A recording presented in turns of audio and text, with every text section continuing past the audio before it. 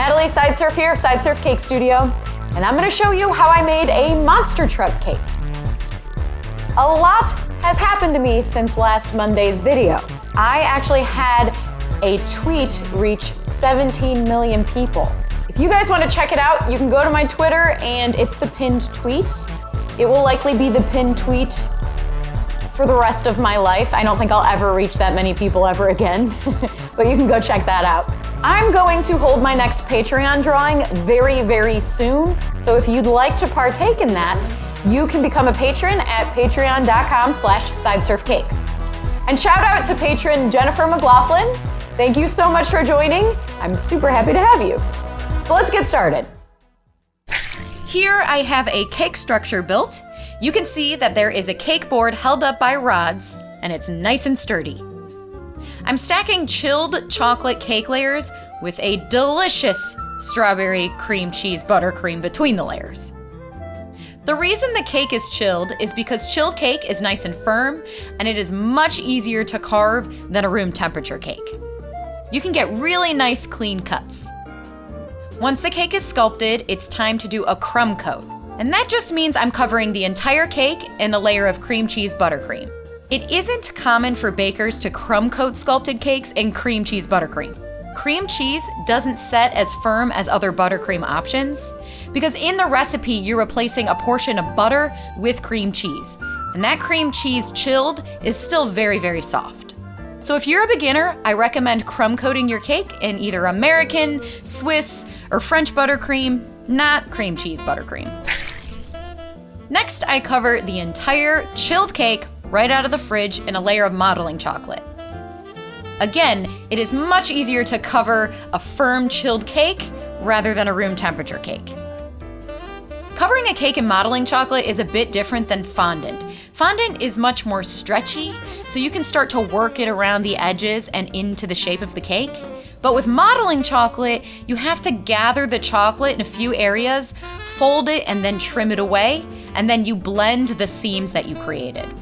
I know that it seems like the modeling chocolate is more difficult, but the perks of it are totally worth it. The cake is covered, so now it's time to sharpen these corners, blend in any seams, and sculpt all of the truck's details. This cake is going to look like Bone Shaker, which is actually a Hot Wheels monster truck, which is a kid's toy. What's kind of neat is there is an actual full-sized monster truck of Bone Shaker that is based off of the Hot Wheels toy. And Bone Shaker competed in the Hot Wheels Monster Trucks Alive tour in 2019. I did not know that was a thing, but that is. I'm kind of sad I missed it. But I have to admit, if I made that Hot Wheels toy, I would be so proud to see it as an actual monster truck in real life.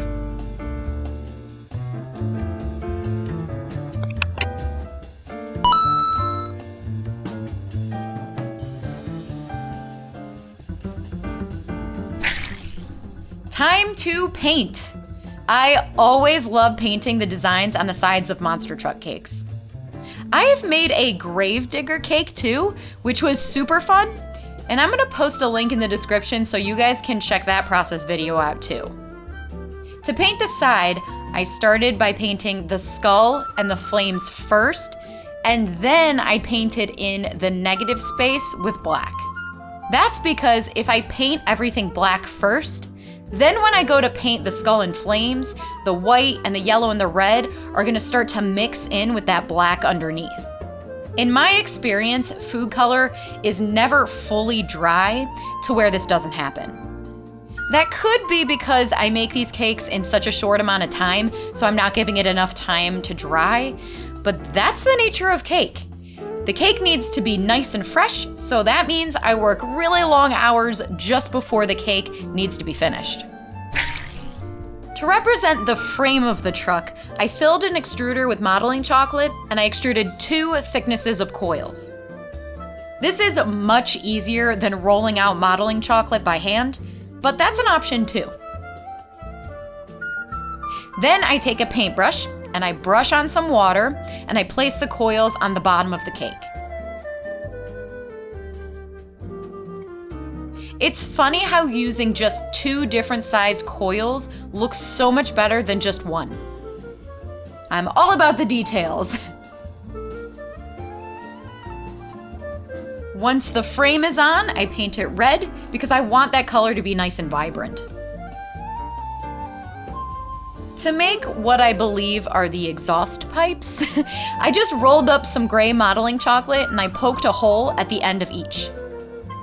Then I just place them on, make sure that they're nice and secure on the cake. Once the side of the cake is finished, I work on painting the top, which has a tilted skull just like the skull on the side of the truck, only it's gray.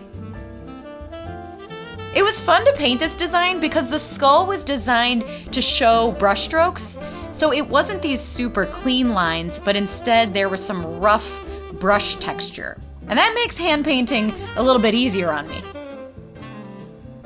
There's definitely a bit more room for error. And again, I'm filling in all the negative space with black. I sculpted a section of the hood that represents the engine, and then I painted flames on each side of it. I noticed that flames are pretty popular as far as monster trucks go.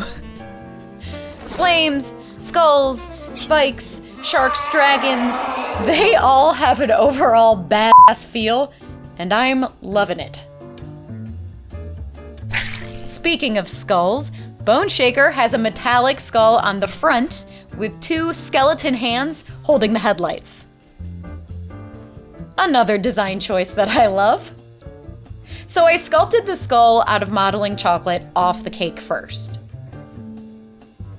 Once sculpted, I brush on a little water and I attach the skull, and then I sculpt the headlights and the hands directly on the cake. It would be a little too hard to sculpt these off the cake and get the proportions correct.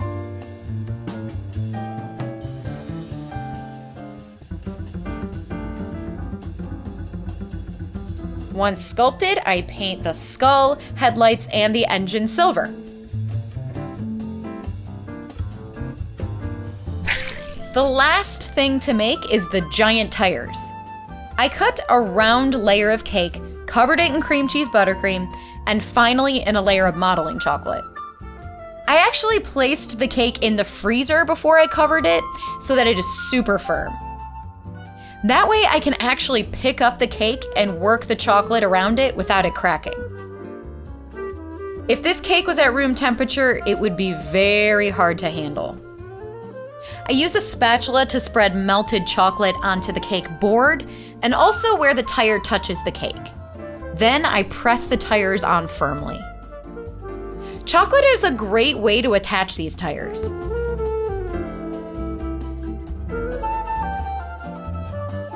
And last, I use modeling chocolate to create tread on each tire. And there you have it, a monster truck cake. If you guys like this video, please give it a like and subscribe. I post a new cake video every Monday, and I have some really, really fun cakes coming up soon. For real, you're gonna wanna see them. No joke.